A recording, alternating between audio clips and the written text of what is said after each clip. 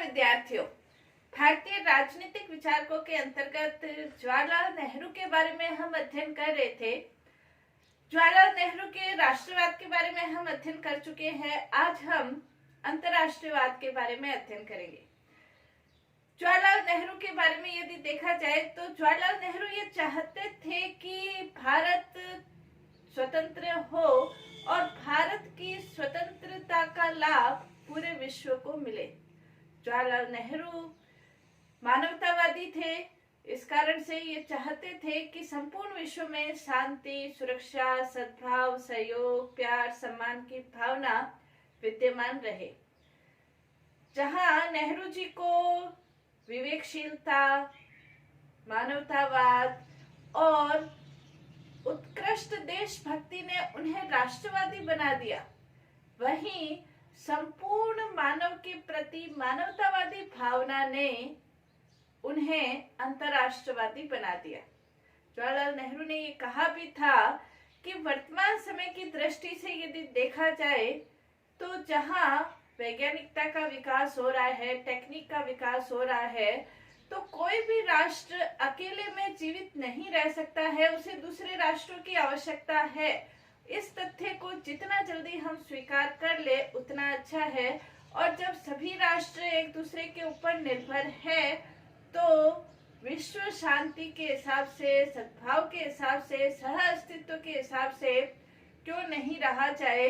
युद्ध, साम्राज्यवाद, उपनिवेशवाद की प्रवृत्तियों को छोड़कर आपस में भाईचारे और सद्भावना के साथ संपूर्ण विश्व में रहा जाए तो जहां मानवता की उन्नति होगी, लोगों का कल्याण होगा और साथ ही साथ सभी राष्ट्रों का कल्याण भी संभव है। नेहरू जी ने एक बार कहा था कि विश्व का अंतर्राष्ट्रीयकरण हो चुका है, उत्पादन अंतर्राष्ट्रीय है, बाजार अंतर्राष्ट्रीय है तथा परिवहन अंतर्राष्ट्रीय है। परिवहन अंतर्राष्ट्रीय है, बाजार अंतर्राष्ट्रीय है, उत्पादन अंतर्राष्ट्रीय है। मनुष्य के विचार यदि किसी एक रूढ़ी पर आधारित है, जिसकी आज कोई वैल्यू नहीं है, रूढ़ी पर आधारित होने का तात्पर्य कि वो अपने ही राष्ट्र तक ही सीमित उसके विचार रहे, तो उसकी आज कोई वैल्यू नहीं है, क्योंकि वास्तव में कोई भी राष्ट्र स्वावलंबी नहीं है, सभी राष्ट्र एक दूसरे के ऊपर निर्भर है। तो नेहरू जी ये चाहते थे कि अंतर्राष्ट्रीय विश्व के अंतर्गत अंतर्राष्ट्रवाद को हम स्वीकार करते हुए ये नहीं सोचे कि हमारा राष्ट्र ही सब कुछ है और राष्ट्र के प्रति जो हमारी भावना है एक रूढ़ी पर आधारित भावना रखे, तो इसकी आज कोई वैल्यू नहीं है। नेहरू जी ये चाहते थे कि अंतर्राष्ट्रीय विश्व के अंतर्गत भी युद्ध, साम्राज्यवाद का माहौल नहीं हो, शांति, सद्भाव, सह अस्तित्व का माहौल हो और इसीलिए उन्होंने अंतर्राष्ट्रीय क्षेत्र के अंतर्गत अपने विचार प्रकट किए। अंतर्राष्ट्रीय राजनीति के अंतर्गत उस समय नेहरू जी का एक विशेष महत्व भी था और अंतर्राष्ट्रीय दृष्टि से उन्होंने कुछ अपने विचार भी प्रकट किए थे और अंतर्राष्ट्रीय विश्व को उनका एक महत्वपूर्ण योगदान भी काफी कुछ है, जिसके अंतर्गत सबसे पहला उनकी गुटनिरपेक्षता की जो नीति है वो अंतर्राष्ट्रीय जगत का एक महत्वपूर्ण योगदान कहा जा सकता है। गुटनिरपेक्षता की नीति क्या है? द्वितीय विश्व युद्ध के बाद विश्व दो भागों में विभाजित हो गया था। एक तरफ साम्यवादी थे, एक तरफ पूंजीवादी थे। दूसरे विश्व युद्ध के बाद अनेक देश स्वतंत्र हुए। एशिया, अफ्रीका, लैटिन अमेरिका के अनेक देश स्वतंत्र हुए। अब इन स्वतंत्र देशों को साम्यवादी ये चाहते थे कि वो हमारे गुट में शामिल हो, पूंजीवादी ये चाहते थे कि हमारे गुट में शामिल हो। और ये देश यदि किसी भी गुट में शामिल होते, क्योंकि ये दोनों विचारधाराएं आपसी संघर्ष, तनाव, वैमनस्य, घृणा, नफरत की भावना पर आधारित थी और यदि ये देश किसी भी गुट में शामिल होते तो विश्व के अंतर्गत जो माहौल है वो और ज्यादा संघर्षमय, तनाव में हो जाता। नेहरू जी ये चाहते थे कि किसी भी गुट में शामिल नहीं हो और विश्व शांति की दृष्टि से आगे बढ़ा जाए, इसलिए गुटनिरपेक्षता की नीति का प्रतिपादन करने में नेहरू जी का महत्वपूर्ण योगदान रहा था और किसी भी गुट में शामिल नहीं होते हुए गुटनिरपेक्ष नीति को उन्होंने न सिर्फ भारत के लिए बल्कि नए स्वतंत्र जो देश थे उनके लिए भी उन्होंने एक रास्ता दिया कि किसी भी गुट में शामिल नहीं होते हुए गुटनिरपेक्ष नीति का पालन करते हुए अंतर्राष्ट्रीय विश्व में जहां विश्व शांति की ओर आप योगदान दे सकते हैं, अपने देश के लिए भी सुनहरे भविष्य की ओर आगे बढ़ सकते हैं। गुटनिरपेक्षता की नीति क्या है, उसके अंतर्गत हालांकि इसके बारे में कई बार इसे अवसरवादी नीति भी कहा गया, नकारात्मक नीति, तटस्थता की नीति कहा गया, लेकिन गुटनिरपेक्षता की नीति को स्पष्ट करते हुए नेहरू जी ने इन सभी प्रश्नों का उत्तर देते हुए कहा था कि गुटनिरपेक्षता की जो नीति है वास्तव में विश्व शांति की नीति है और युद्ध और तनाव की स्थितियों का गुटनिरपेक्षता की नीति के द्वारा विरोध किया जाता है, क्योंकि यदि ये 9 स्वतंत्र देश किसी एक गुट में शामिल होते तो युद्ध और तनाव की जो स्थिति है, वह मनुष्य की जो स्थिति है, एक दूसरे की विचारधारा के प्रति घृणा की जो स्थिति है, वो कम नहीं होकर बल्कि उसमें और ज्यादा बढ़ोतरी होती। तो नेहरू जी ने कहा कि गुटनिरपेक्षता की नीति विश्व शांति की नीति है। हम विश्व के अंतर्गत किसी भी प्रकार के तनाव के माहौल को हम कम करना चाहते हैं, इसलिए गुटनिरपेक्षता की नीति का पालन किया गया। साथ ही उन्होंने ये कहा कि ये नकारात्मक नीति नहीं है बल्कि सकारात्मक नीति है। सकारात्मक नीति का तात्पर्य ये है कि जैसे उन्होंने स्पष्ट करते हुए कहा भी था कि यदि कभी स्वतंत्रता के प्रति संकट उत्पन्न होता है, युद्ध की स्थिति होती है, तो हम तटस्थ नहीं रहेंगे। ये नकारात्मक नीति नहीं बल्कि सकारात्मक नीति है। हम जो गलत है, अन्यायी है, उसके विरुद्ध होंगे और जो सही है उसका हम पक्ष लेंगे। ये सकारात्मक नीति है। साथ ही उन्होंने ये कहा कि गुटनिरपेक्षता की नीति गतिशील नीति भी है। गतिशील नीति का तात्पर्य यह है कि परिवर्तित परिस्थितियों के अनुरूप निर्णय लेने में यह सक्षम है। कहने का तात्पर्य यह है कि यदि कभी संकट की स्थिति हो और हमें दूसरे देशों से सहायता लेनी पड़े तो हम सहायता लेने के लिए स्वतंत्र है, हम गुटनिरपेक्ष है, इसलिए किसी भी देश से सहायता नहीं लेंगे। ये इस प्रकार की नीति नहीं है। जैसे 1962 के अंतर्गत जब चीन का आक्रमण हुआ था तो भारत ने सहायता अमेरिका से, रूस से, दोनों ही देशों से सहायता प्राप्त हुई थी भारत को। तो इसके अंतर्गत गुटनिरपेक्षता की नीति का परित्याग कर दिया हो ऐसा नहीं है, बल्कि ये एक गतिशील नीति है, जैसे नेहरू जी ने कहा था। साथ ही उन्होंने ये भी कहा कि गुटनिरपेक्षता की नीति वास्तव में शांतिपूर्ण सह अस्तित्व की नीति है। शांतिपूर्ण सह अस्तित्व का तात्पर्य ये है कि आप अपने भेद रखते हुए, यानी कि एक राष्ट्र का दूसरे राष्ट्र के प्रति या एक राष्ट्र दूसरे राष्ट्र से भिन्न हो सकता है, एक राष्ट्र दूसरे राष्ट्र से अलग हो सकता है, उसकी परंपराएं, विरासत, इतिहास, संस्कृति सब भिन्न हो सकती है, लेकिन भेद रखते हुए भी, भिन्नता रखते हुए भी हम आपस में शांतिपूर्वक तरीके से रह सकते हैं।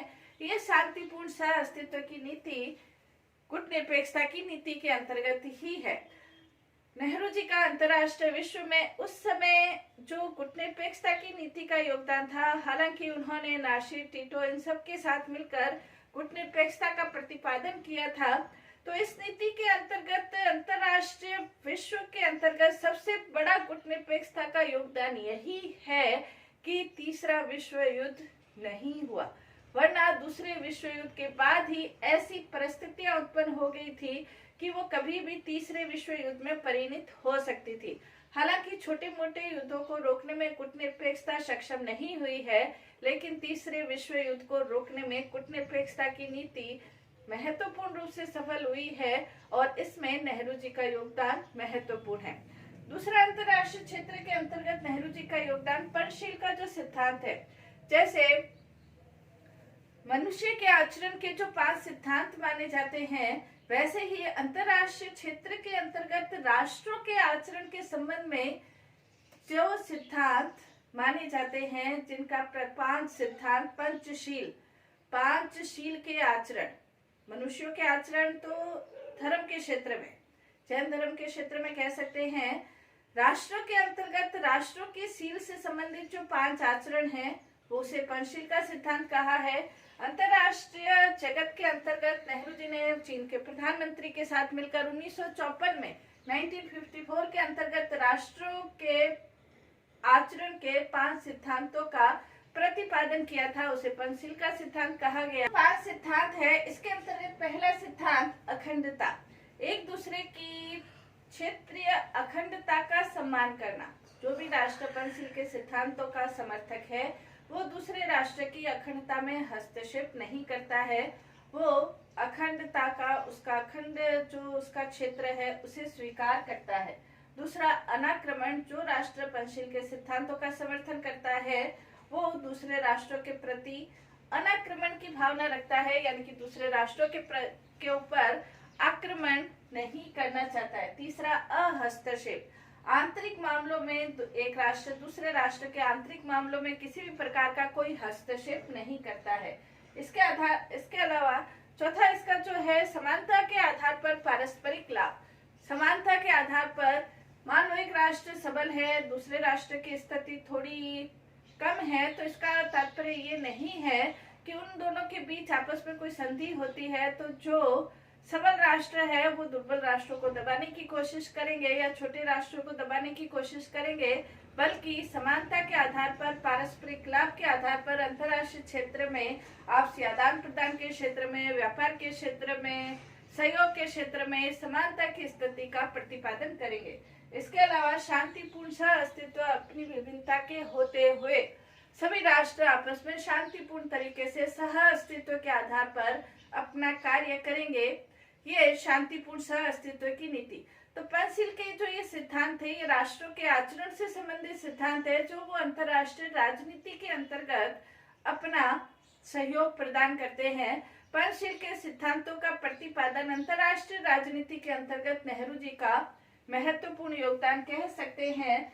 नेक्स्ट, इसके अंतर्गत नेहरू जी विश्व शांति के समर्थक थे। नेहरू जी ये नहीं चाहते थे कि अंतर्राष्ट्रीय राजनीति के अंतर्गत किसी भी प्रकार का युद्ध हो। नेहरू जी ने एक बार कहा भी था कि महत्वपूर्ण प्रश्न ये नहीं है कि युद्ध में किसकी विजय होती है, ये प्रश्न ही निरर्थक है कि युद्ध में किसकी विजय होती है, क्योंकि युद्ध के अंतर्गत मानवता का इतना ज्यादा नुकसान हो जाता है, चाहे किसी की विजय हो चाहे किसी की पराजय हो, लेकिन मानवता का इतना ज्यादा नुकसान हो जाता है कि कई सदियों तक उस नुकसान की भरपाई नहीं हो पाती है। इसलिए नेहरू जी ये नहीं चाहते थे कि अंतर्राष्ट्रीय राजनीति के अंतर्गत युद्ध का पालन किया जाए, प्रतिपादन किया जाए। वो ये चाहते थे कि विश्व शांति को हमें ग्रहण करना चाहिए, क्योंकि जो नवविकसित देश है, नवविकसित विकासशील देश है, जो नए नए स्वतंत्र हुए हैं, यदि उनकी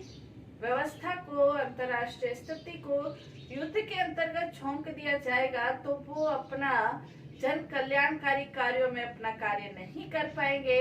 उनकी अर्थव्यवस्था युद्ध के साधनों को, अस्त्र शस्त्रों को खरीदने में उनकी अर्थव्यवस्था का एक बहुत बड़ा भाग लग जाएगा और उसका दुष्परिणाम ये होगा कि ये राष्ट्र विकसित देशों की श्रेणी के अंतर्गत आने में उनको बहुत ज्यादा समय लग सकता है, और जब ये राष्ट्र विकसित राष्ट्रों की श्रेणी में नहीं आ सकते क्योंकि युद्ध के कारण उनकी अर्थव्यवस्था, सामाजिक व्यवस्था, राजनीतिक व्यवस्था सभी के ऊपर दुष्प्रभाव पड़ेगा, तो विश्व के अंतर्गत जो एक शांति, सहयोग, सद्भाव का माहौल है उसके ऊपर भी बुरा प्रभाव पड़ेगा। इसलिए नेहरू जी अंतर्राष्ट्रीय विश्व के अंतर्गत युद्ध की स्थिति को नहीं चाहते थे और वो ये चाहते थे कि पूरे विश्व में शांति की स्थिति बनी रहे।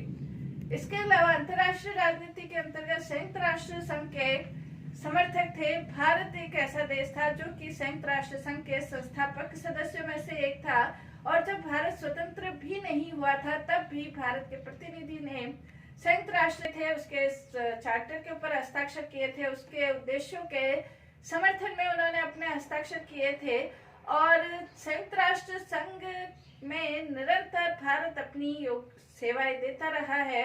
संयुक्त राष्ट्र संघ के कांगो है, साइप्रस है, हंगरी है, इनके शांति अभियानों में भारत ने अपना अमूल्य योगदान दिया है, और आज भी भारत की शांति सेनाओं के अंतर्गत भारतीय सैनिक अपना अमूल्य योगदान देते रहे हैं। ये नेहरू जी ये चाहते थे कि संयुक्त राष्ट्र संघ का विकास ऐसे संगठन के रूप में हो जो विश्व के अंतर्गत शांति, सुरक्षा, सद्भावना के रूप में कायम हो ही हो, साथ ही विश्व के अंतर्गत जो अभाव है, अशिक्षा है, गरीबी है, बीमारी है, इन संयुक्त राष्ट्र संघ अपना महत्वपूर्ण योगदान दे, इसके लिए वो समर्थक थे। साथ ही नेहरू जी अंतर्राष्ट्रीय विश्व के अंतर्गत साम्राज्यवाद, उपनिवेशवाद की किसी भी प्रवृत्ति का वो समर्थन नहीं करते थे, बल्कि उसका पुरजोर विरोध करते थे। नेहरू जी ये कहते थे कि साम्राज्यवाद के कारण जो देश है, देश की व्यवस्था है, अर्थव्यवस्था है, वो संपूर्ण रूप से नकारात्मकता की तरफ चली जाती है, पतन की ओर चली जाती है। और इसलिए उन्होंने ये कहा था कि हमारा दुश्मन इंग्लैंड नहीं है, बल्कि हमारा दुश्मन साम्राज्यवाद है और हमें इंग्लैंड से नहीं बल्कि साम्राज्यवाद से लड़ना है। नेहरू जी ने यह भी कहा कि साम्राज्यवाद की जो भावना है फूट डालो राज्य करो की नीति के आधार पर निर्धारित होती है, और उसका परिणाम ये होता है कि फूट के ऐसे बीज उन राष्ट्रों के अंतर्गत समाहित हो जाते हैं जो उन राष्ट्रों का कई सदियों तक नुकसान ही करते रहते हैं। इसलिए वो ये चाहते थे कि अंतर्राष्ट्रीय राजनीति से साम्राज्यवाद और फांसीवाद की भावना भी, फांसीवाद के भी वो विरोधी थे, वो ये चाहते थे कि अंतर्राष्ट्रीय राजनीति के अंतर्गत फांसीवाद का भी विरोध किया जाए।